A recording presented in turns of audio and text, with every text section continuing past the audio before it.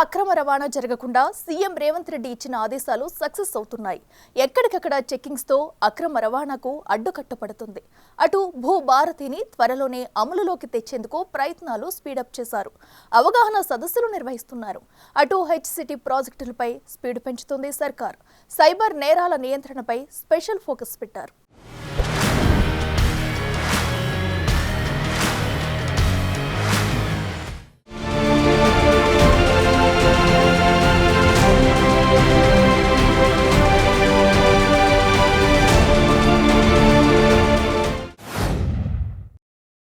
రాష్ట్రంలో భూ సమస్యలు తీర్చేందుకు తీసుకువచ్చిన భూభారతిపై అవగాహన సదస్సులు నిర్వహిస్తోంది ప్రభుత్వం.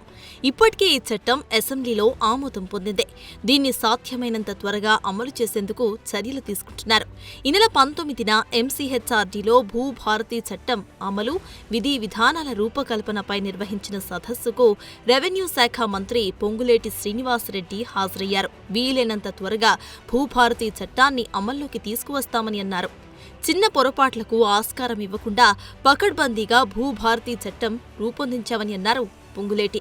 రాష్ట్ర వ్యాప్తంగా భూములకు సంబంధించి చాలా సమస్యలు ఉన్నాయని, గత ప్రభుత్వం నిర్వాకం వల్ల వాటికి సరైన పరిష్కారం లభించలేదని అన్నారు. ధరణి పోర్టల్ వల్ల సమస్యలు మరింత ఎక్కువైపోయాయని గుర్తు చేశారు. కొత్త చట్టంతో రైతుల భూములకు భద్రత కల్పిస్తామంటోంది ప్రభుత్వం. భూ రికార్డులను ఖచ్చితంగా పరిరక్షిస్తామని, సామాన్యులకు రెవెన్యూ సేవలను అందుబాటులోకి తెస్తామంటున్నారు.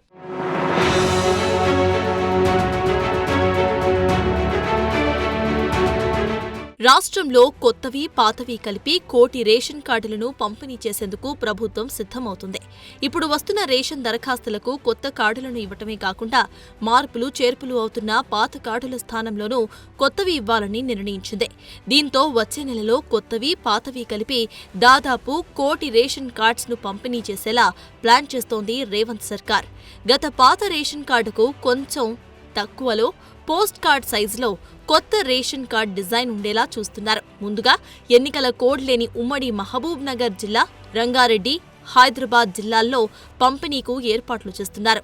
రాష్ట్రంలో ప్రస్తుతం 89.96 లక్షల రేషన్ కార్డులు ఉన్నాయి. కొత్తగా ఇచ్చే కార్డులను కలుపుకుంటే ఇవి 1 కోటికి చేరుతాయని అధికారులు అంటున్నారు. కొత్త రేషన్ కార్డులకు సంబంధించి పలు డివిజన్లను సీఎం రేవంత్ రెడ్డికి సివిల్ సప్లైస్ అధికారులు ఇప్పటికే చూపించారు.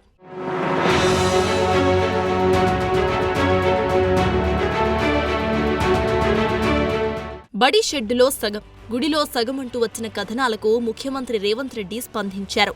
ఆదిలాబాద్ జిల్లా మావల మండలం బట్టి సావర్గాం పంచాయతీ దుబ్బగూడలో దాజీనగర్ ప్రభుత్వ పాఠశాల పరిస్థితిపై ముఖ్యమంత్రి ఆరా తీశారు. కనీస వసతులు లేని చోట తరగతి గదుల నిర్వహణపై సీఎం ఆవేదన వ్యక్తం చేశారు. విద్యార్థులకు ఇబ్బంది లేకుండా వెంటనే స్థానికంగా అందుబాటులో ఉన్న తాత్కాలిక భవనంలో పాఠశాల నిర్వహణకు ఏర్పాట్లు చేయాలని విద్యాశాఖ అధికారులను ఆదేశించారు. ఎలక్షన్ కోడ్ ముగిశాక శాశ్వత చర్యలు తీసుకోవాలని అన్నారు.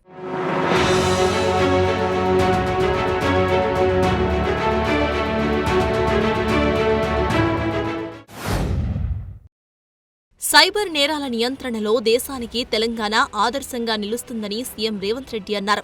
రాబోయే రోజుల్లో సైబర్ భద్రతలో రాష్ట్రాన్ని ప్రథమ స్థానంలో నిలపాలని తమ ప్రభుత్వం లక్ష్యంగా పెట్టుకుందని అన్నారు. Telangana cyber security bureau, Cyberabad పోలీసులు, society for Cyberabad security council ఆధ్వర్యంలో హైదరాబాద్ హెచ్ఐసిసిలో ఈ నెల 18న షీల్డ్ 2025 సదస్సును సీఎం ప్రారంభించారు. గత ఏడాది సైబర్ నేరగాళ్లు దేశవ్యాప్తంగా 22,812 కోట్లు దోచుకున్నారని ఒక అంచనా ఉంది. ఇది మన ఆర్థిక వ్యవస్థతో పాటు జనానికి ముప్పే అన్నారు. సైబరాబాద్ సెక్యూరిటీ బ్యూరోతో పాటు హెల్ప్ లైన్ ఉన్న అతి కొద్ది రాష్ట్రాల్లో తెలంగాణ ఒకటి అని గుర్తు చేశారు. సైబర్ హెల్ప్ లైన్ నంబర్ 1930 గురించి అందరికీ అవగాహన కల్పించేలా షేర్ చేయాలని అన్నారు. గత ఏడాది తమ ప్రభుత్వం కొత్తగా 7 సైబర్ క్రైమ్ పోలీస్ స్టేషన్స్ ను ప్రారంభించిందని అన్నారు. డిజిటల్ భద్రతను మెరుగుపరిచేందుకు AI, block chain, cloud security పరిజ్ఞానం వినియోగించాలని సీఎం సూచించారు.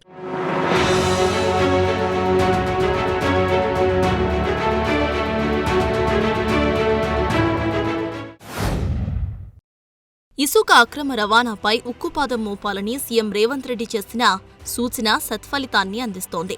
ఇసుక రీచ్లను తనిఖీ చేయాలని జిల్లా కలెక్టర్లు, ఎస్పీలను ఆదేశించడం, ఓవర్లోడ్, అక్రమ రవాణాపై విజిలెన్స్ దాడులు చేపట్టాలని అన్నారు. అక్రమార్కులు ప్రభుత్వ ఆదాయానికి గండి కొట్టకుండా చర్యలు తీసుకోవాలని ఆదేశించారు. ఇసుక బ్లాక్ మార్కెట్ను అరికట్టి పేదలకు ఇసుక అందుబాటులో ఉండేలా చర్యలు తీసుకోవాలని సూచించారు.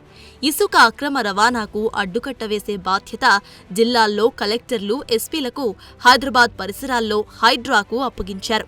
ఇసుక రీచ్ల వద్ద 360 డిగ్రీల కెమెరాలు, సోలార్ లైట్స్ ఏర్పాటు చేయాలని కూడా ఆదేశించడంతో గ్రౌండ్ లెవెల్లో అధికారులు స్పీడ్ను పెంచారు.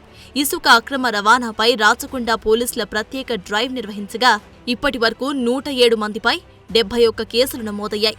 44 ఇసుక డంపుల్లోని 58.72 లక్షల విలువ చేసే 3,762 టన్నుల ఇసుకను సీజ్ చేసి 9 లారీలు, 5 టిప్పర్లు, ఒక మినీ వ్యాన్, 8 ట్రాక్టర్స్ను స్వాధీనం చేసుకున్నారు.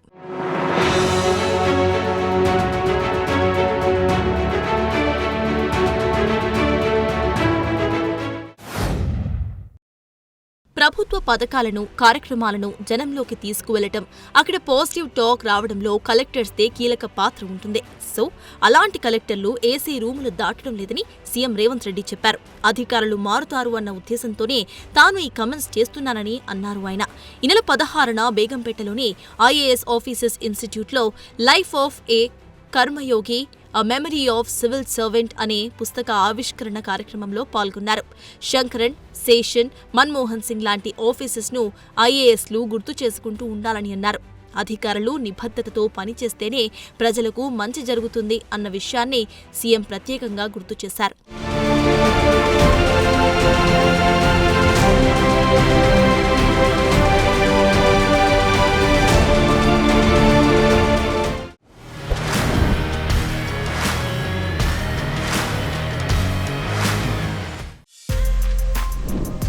For more videos like this, subscribe Big TV channel.